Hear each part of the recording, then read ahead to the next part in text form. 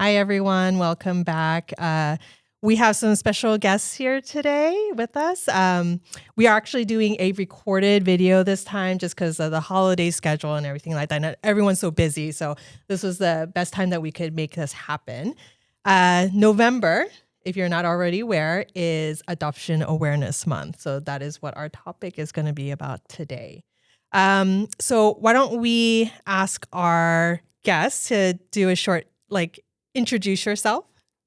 What's going on? I'm Dan. I also go by Dan, aka Dan. I am a musician based here in Los Angeles. I'm a Korean adoptee, and I've been a part of the K-Fam before, and I'm excited to be here. Hi, my name's Katie Creeshon, and I am also an adoptee, and I'm very excited about Adoptee Awareness Month. I love that.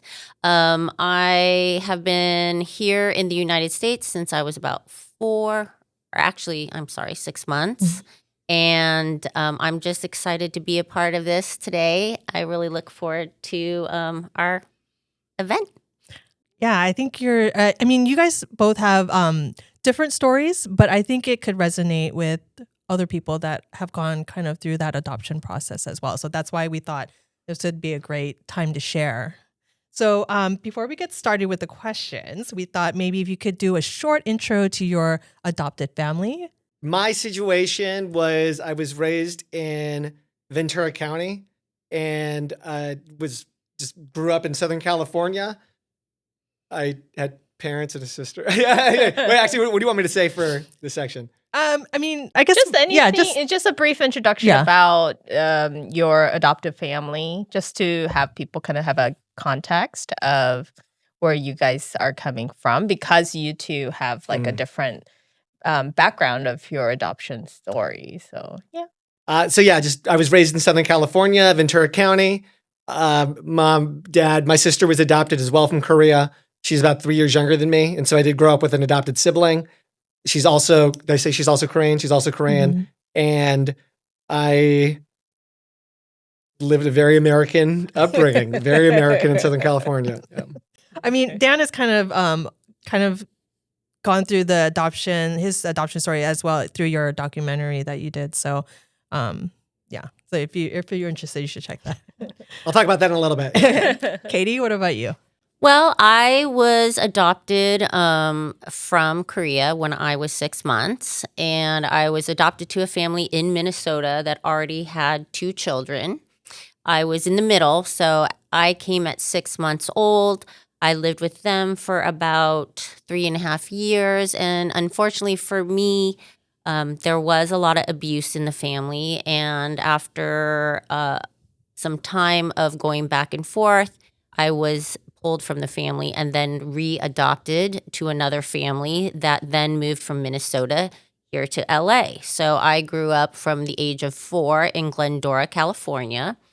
And about 3 years after I was adopted, my father left. And so I was raised predominantly with my adopted mother. And I had a sister and a brother in that family that was their biological children. Yeah. There's so much to unpack in just adoption itself with your experiences. So I wish we could go over everything, talk about everything, but we would have to be here for days, right? So Jennifer and I picked our top 8 questions that we wanted to really ask you. So hopefully that will be enough to get a little taste of what it is that you guys went through as an adoptee. So my first question is, when did you realize you were different? Was there a specific moment that you were like, oh, I'm not the same? I think we get asked that question pretty frequently growing up. I felt like that I got that question quite a bit.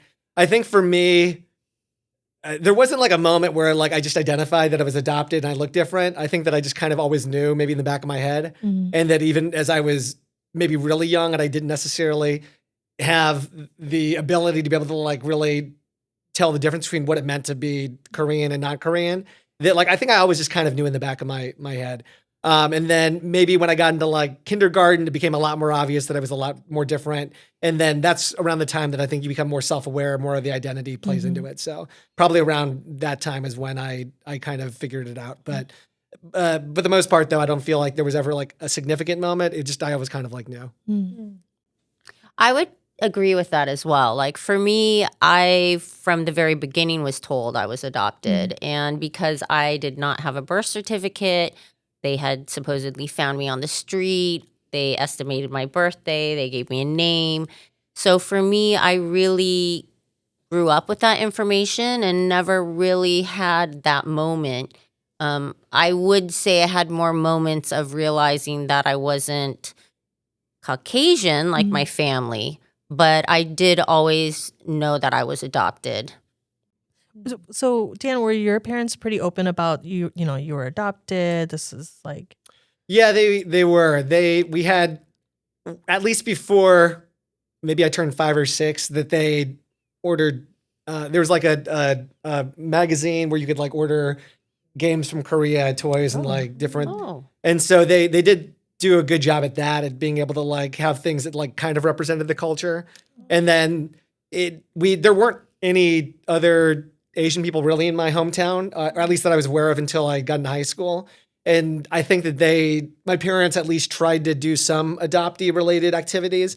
I think that maybe when I have fond memories, not fond, I have distant memories of being a kid. And I think there were other adopted or families with Korean adopted kids. And then especially at that time in the 80s, it wasn't like that it was very accessible to find that information. Right. And so I think that there were some groups that my mom just knew about. And that gave me the opportunity to be around maybe some other adopted kids. But it's really hard because I think at that time I didn't really have a good memory of any of that. So, but I do think that they did some things when I was younger. yeah, that's great to see that they were very proactive about it. Yeah. What were maybe some or one? Did you guys feel like there were some challenges? Growing up in a household that's of different culture. Once you did realize like there is a difference, right? And if there were challenges, like what were some of the challenges that you guys feel like you faced? I think for me, my situation was very different from Dan. I did not have an adoptee sibling, so I didn't really have that to relate to. Also, my mother was not the kind of person who really sought out things that were Korean or even brought that to my attention. The only real Korean that I was influenced by from the time that they first adopted me was I had a little pair of shoes that I would try to squeeze my feet into and wear around the house when I was little. And that was really about it. So for me, not really being inundated or having anything to look up to in the Korean culture was tough. I mean, it definitely made me feel lost. And I'm sure a lot of adoptees experience the fact that you are in 2 different cultures. You don't fit in your own culture, and yet, which I knew nothing about. And then you also don't fit into your family's culture. And I don't think back when I was adopted in the 70s that it was such a big deal to make sure that child had the awareness of where they came from. So very different for me. Yeah, and you were adopted very, very young, so you didn't have a frame of reference of what Korean culture was. Dan, if you could remind everyone what age you were adopted. I was adopted at 8 months. And so very young too. Very young too. So no real frame of that cultural, like that basically whatever you grew up in was your culture, right? Yeah, exactly. And I think I do. Everybody in the community definitely has a very different story in the way that we were brought up, the families that we were raised with. And I think that just even the fact that like I was raised in Southern California, that already feels like that. I feel very grateful for that because it was a pretty diverse place compared to a lot of other locations that I know that I've got a lot of friends that were raised in deep parts of Texas, the Midwest, areas that definitely there were not not only no Koreans, but like no other Asian people around. And so even though I definitely didn't have a lot of Asian friends or people around me growing up, I still had the access to it. LA was still like an hour away. In fact, I have memories when I was in high school, when I first learned how to drive, I'd drive to LA and I went to the Korean mall for the first time. And I was like, oh my God, what is this? This is crazy. I had no idea there were like this many Koreans like anywhere. And so for me, that was a big deal. But I do think that like an extreme privilege to be able to have all of that was accessible to me, that when I was ready for it, that I was able to like find it on my own. So I feel very lucky because of that. Yeah, I think, one of the main purpose of KFAM being a license and pursuing licensure and foster and adoption is to provide that cultural kind of responsiveness to the matching and the finding forever homes. Do you guys feel like if you can imagine being part of being adopted into a Korean home, do you think some of these challenges that you guys faced would have been easier to deal with, or maybe a different set of challenges, right? Even if it's a Korean family. Right? I think for myself, it would have been an amazing element added to my life. I really didn't get to meet anybody who was Korean until I was in high school. There weren't a lot of Koreans where I lived, and I do feel that as an adoptee, I've really missed out culturally, and sadly would have loved to have that base of the family being Korean, to be immersed in that. I think would have taken a lot of the feeling alone and isolated away from me during that time. So I really think it would have been an extreme positive for me. I think that it would have been just I think for every situation, there's pros and cons. Right. It's hard for me to think about, like, because I just know my life as it is right now. And I think that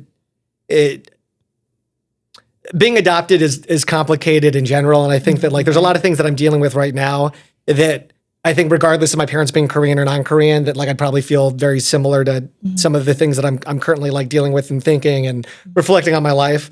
But I think just the idea of having somebody or people that reflect your experience is important. I do think that having a good support system, because you only know what you know. And if it's obvious to me that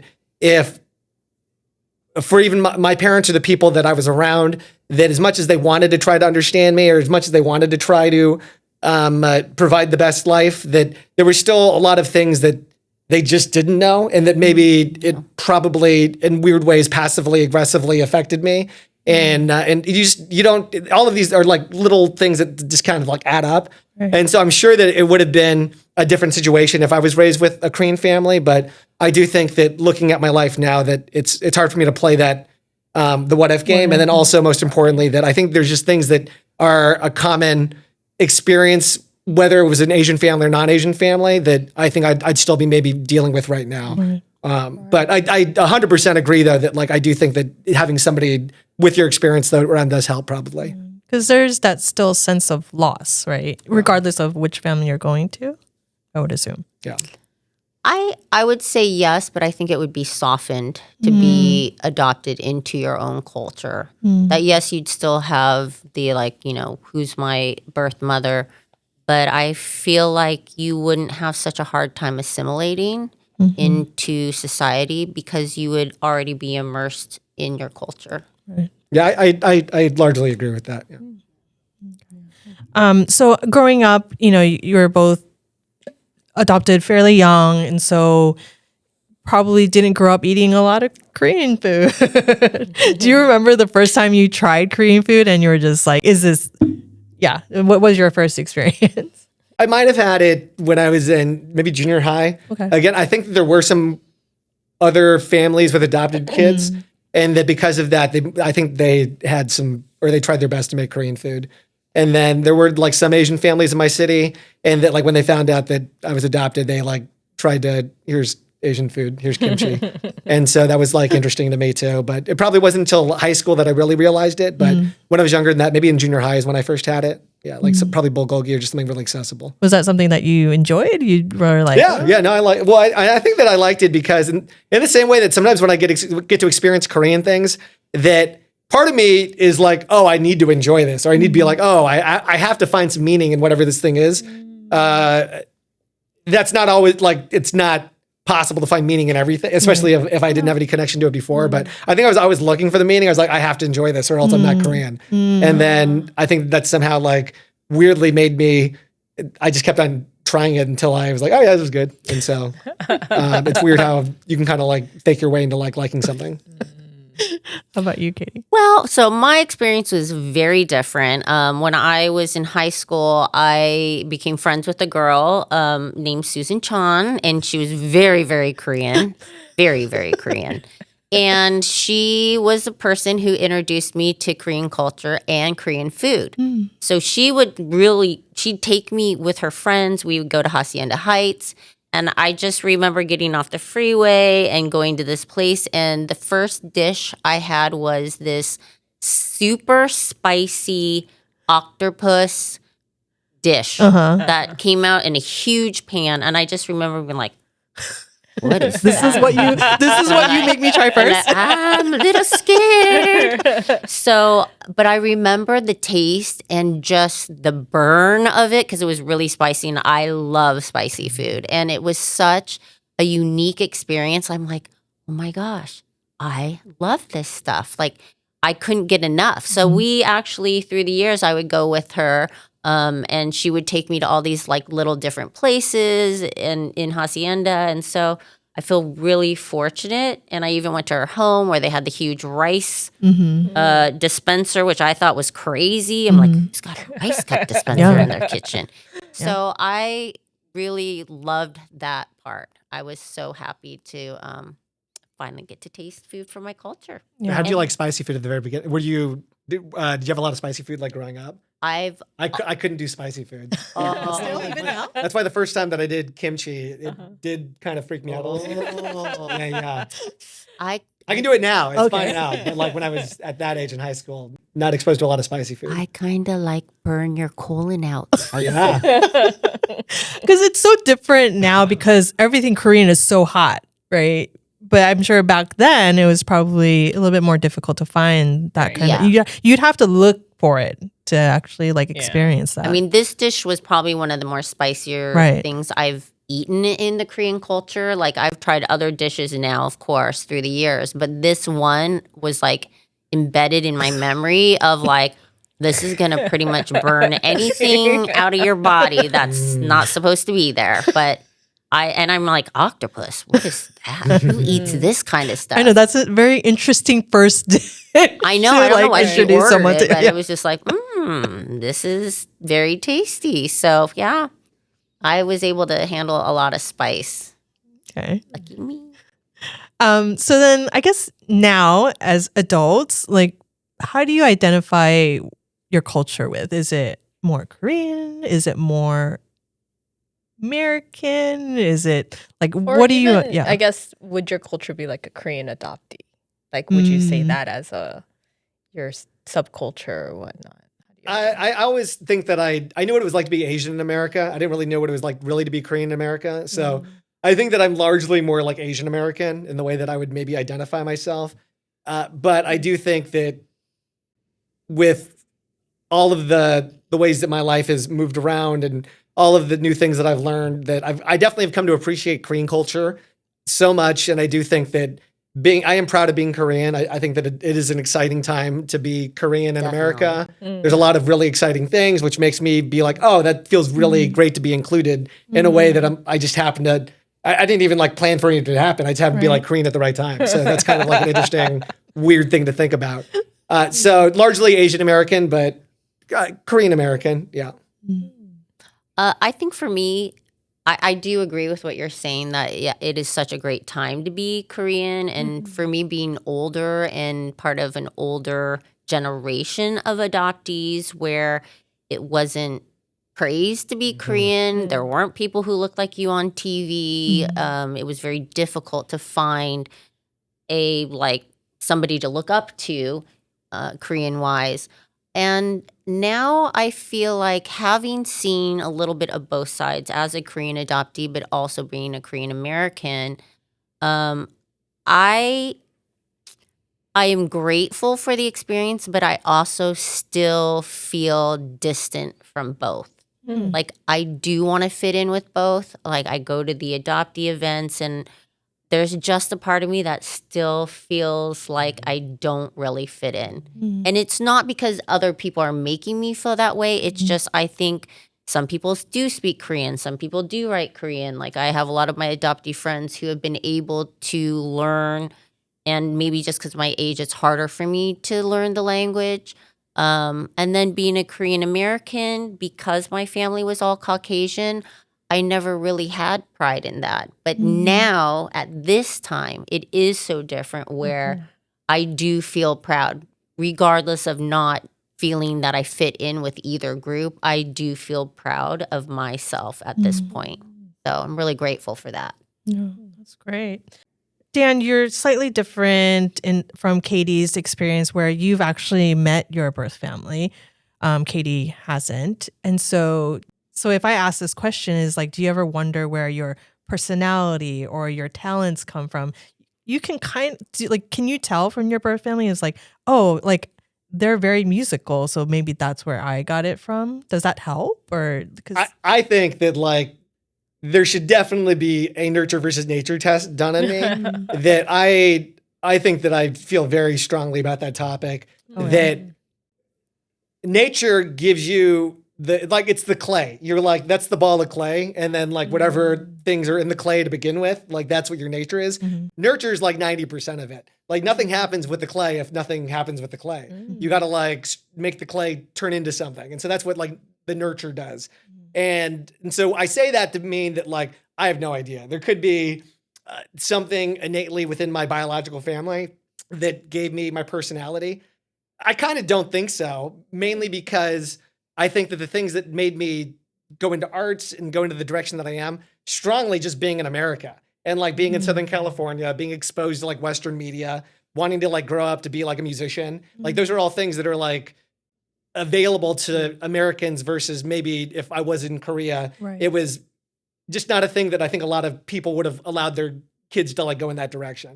And I think that like I just was in a situation where I could like nurture that a lot more.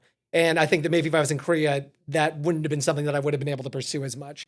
I do think that my brother writes. And so I do see that there is an innate thing between us that we both are writers.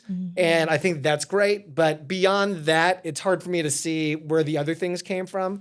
And so, it's hard for me to tell. But I do think that like, I don't know, whether or not your parents did something doesn't necessarily mean that you're going to have kids that way. If your parents raise you that way to like express those traits, and maybe that's how it grows. But if you're not given whatever that is at the very beginning, especially at the very beginning of life, then I think it's tough to see how those things can carry on unless they're nurtured later on. So that's something that your family kind of like helped you to like really look into, like really. Yeah, not even like my family. Like they didn't even necessarily do things that made me. I think it was just being in America. I think just being highly exposed to MTV and then like, yeah, no, really. Like, I think just being in a situation where you're exposed to a lot of Western media. You're like, oh, I want to do that. And like, that's what's cool. And kids do want to fit in. And so they do whatever they think is going to like be cool at the time. And that like ultimately maybe shapes you into the way you grow up in the future. So I was like, oh, rapping's cool. I would like to rap. And then I was terrible. And then I kept on doing it. And then eventually I got not so terrible.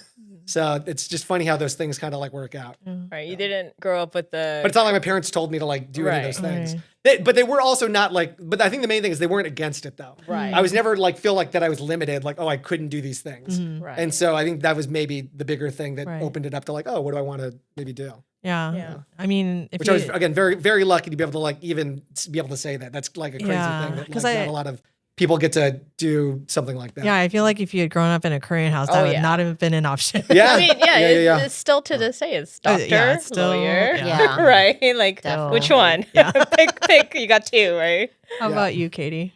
Because you're very artistic too. I am very artistic. And for me, because of my experience growing up, I don't really think it's nurture as much it is who I was born to be. For me, unfortunately, my adoptee experience was much different, where I was abused. I was held starved. I, went into another family where the mother had extreme mental illness. And so I really had to take care of myself from a very young age, and started working very young as well. And yet I still was drawn to being artistic. I started drawing when I was 8. I was singing when I was 4. I was playing violin. Now, the violin was something that my mom put us all on an instrument. Um, but all of that, I think, was a part of me regardless. And in fact, my mother wouldn't let me go to a college that would support that. She would only allow me to go to a college that would give me a career that would make me money. Interesting. So, and in the end, I ended up doing something in the arts and being in the beauty industry. So it's kind of funny that it still worked out that way. But yeah, I don't necessarily agree because I think my influences from the time I was adopted at 6 months to probably high school and even through high school was not positive. And I am so grateful that I still have the capacity to give and to be empathic and to love and to want to give back, not only to the adoptee community, but just people in general. And that, I think, is a part of who I was formed to be and not influenced at all by the environment that I was raised in. So I think for everybody is different. Everybody's adoptee story is going to be different. But for me, I can only say that I'm here and in a good place in my life because of something within me, regardless of me being an adoptee or going through the experience that I did. Do you guys get asked a lot to speak about your adoption story? I have been able to share it pretty often. Like I think that I've been given a lot of opportunities to be able to talk about some of the experiences that I've had, and I definitely relish the opportunity to be able to do that because I do think that it's something that one it helps me reflect on my life. I think that the more and more that we talk about things, it helps you come to terms with how different things ended up being for yourself. And so one, I do enjoy, like, I think being able to talk about stuff out loud. And then for either podcasts or like other like live events, things where I'm able to I have the opportunity to be able to talk about it. I do enjoy being able to do that because I do think that the more and more that we can talk about these things, especially in front of non-adoptee communities, that they just become more exposed to what we go through.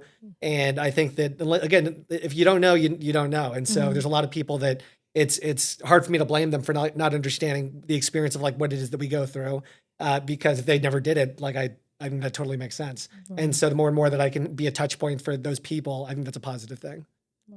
Yeah, I would agree with that. I do feel that through my life, because of my work, I've had a very large demographic to share my story with. And I would say that most people, when the first question is, when's your birthday? And I have to say, well, this is my birthday, but it was estimated. Estimated, what does that mean? And I don't have a birth certificate.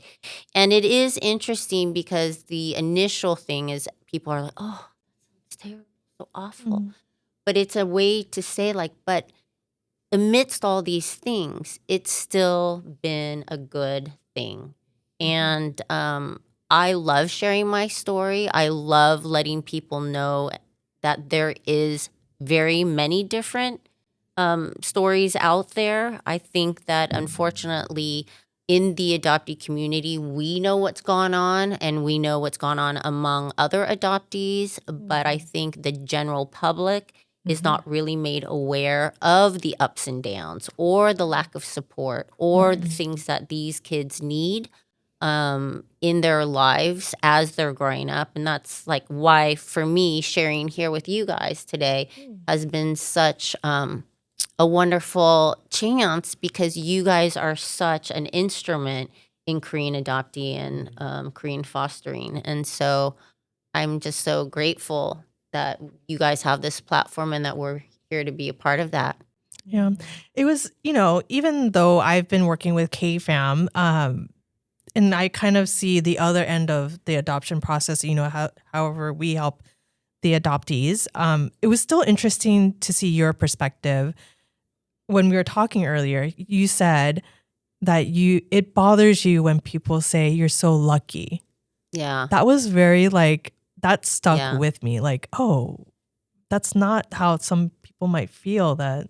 I definitely have heard that my whole life. I've had other family members like, you were chosen. We chose you. You could have been this. You could have been that. And there's a part of me that, yeah, it kind of irritates me because, I mean, why do I want to be chosen? I just want to be. Right. I don't want to have to be told that you were singled out, you're special. Why am I special? Why can't I just be? Right. And so, yeah, to me, I think a lot of people have that thought process that, oh, you were left by your family. And so aren't you lucky that somebody wanted you? You didn't have to grow up in poverty but that's not always the case. Right. I have a very good friend of mine who found her family, and her family was well-to-do. And she looks back now and thinks how sad it is that she wasn't able to be in her family of origin. And now it's complicated to try to immerse herself in Korean culture and learn the language so that she can connect with a family that she's not been a part of.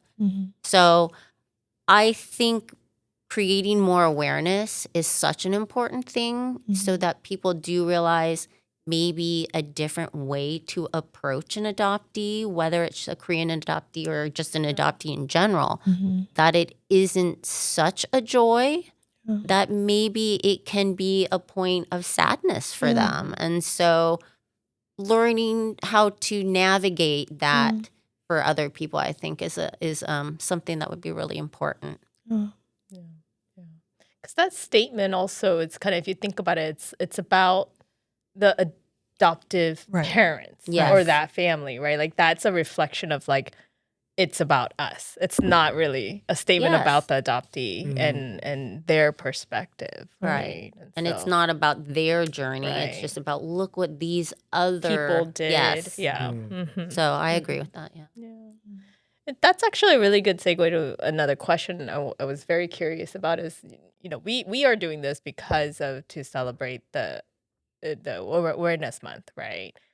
How do you feel about that? Like having a month dedicated basically, to celebrate you and your journey in a sense, right? I see a lot of other adopted friends that really do find a lot of joy in this month. They share their story. There's a lot of really great things. They feel like this is a good way to, it's a prompt to be able to experience this. And I think that sometimes people need the prompt. They need to have the reason why. If not, then they don't necessarily, even though they could maybe share their story at any point, I think that it is helpful to have a thing that leads people into being able to share. And so I have seen a lot of really amazing people be able to talk about their own story and being able to use it. I think I guess people can take what they want to from the meeting. I know that for me, that it does give me an opportunity to be able to, for instance, this is something that you guys wanted to do because it is the Heritage Month, Awareness Month. And so because of that we probably wouldn't be doing this talk if this didn't happen. So I think that it is a good chance to just kind of bring attention to it and give people a reason to want to be able to speak about it. I think it's a great segue. I do think that it's unfortunate it has to be a month. But I do think that if this is the way that we can connect with the public about this situation, then it's a wonderful opportunity for us to be a part of, to tell our story, to create something of interest for other people out there. Awesome. And I know, Katie, I know you're involved with different adoption groups. I know you are connected to that, and Dan, you've shared your story as well. Is there something are you trying to find community in, for Katie, I guess for you, are you trying to find community within those groups, or are you trying to help raise I don't know, awareness for adoption, or what is your motivation for? My motivation in the beginning was definitely to find community, Mm. for sure, because I never really thought about it as much. And it really wasn't until my 40s when one of my clients went through the program to go back to Korea to look for her family. I never really thought about it. I just was like, whatever, I'm adopted. So because of that, and I applied and went, becoming involved really was me trying to meet like people who understand that situation, who understand what it's like to be raised in the Midwest or other places where there weren't Asian connections. As I've gotten older, I now kind of see it as a way to help people as well, to kind of bring awareness to them of, yes, you're feeling this way. I know how that experience is. And also, this is what you can do with that, or these are the things that you can find to help you along that way. So it definitely has morphed a little bit as I've gotten older. But it's just, yeah, it's just a passion of mine, and I will continue to do as much as I can. Yeah. And Dan, you sharing your story, is that more for yourself to kind of reflect back on your life, or was it more for helping others kind of, find something to relate to through your journey? Yeah, at the time that we did the documentary, that there wasn't a lot of other content. Right now, there's like Korean content like everywhere. Right. And then at that time, it wasn't even that long ago, maybe like 10 years ago, is Yeah. when I made the documentary in 2013. Yeah. And so it wasn't even that long ago that a lot of this stuff happened. But then through that, I really did see it as an opportunity to have something out there that related to the adoptee experience. I was really excited to be able to have something out there to reflect that. And I do think that through some of the information that was inside of there that I was trying to convey, that I think that it was really helpful to get people to understand there are other resources out there. I think that people were able to, there's like a big conference called ICA, International Korean Adoptee Association Conference. And I was really excited that could kind of be a way that people were exposed to it. And then even though I don't necessarily think that I'm the right messenger for a lot of the information, or there's a lot of things that I still need to get educated on, that I was hoping to be able to expose people to other resources and places that they could go to actually get some good information. So that's always been like a good conduit for me, is being able to, I feel not as good about the amount of information that I'm able to communicate, but I do think that I am in touch with a lot of really good resources and people that are doing amazing things. And I want to be able to hopefully expose that to people that might be looking for that information. Well, I think we've kind of answered or asked all the questions that we wanted to, but maybe as a wrap up, maybe like share a little bit about maybe that's going on with you currently, personally, professionally, or even just how you're going to be engaging in with the community. Well, I'm very fortunate that my friend Denise, and also client, invited me to your gala this year, which was beautiful, by the way.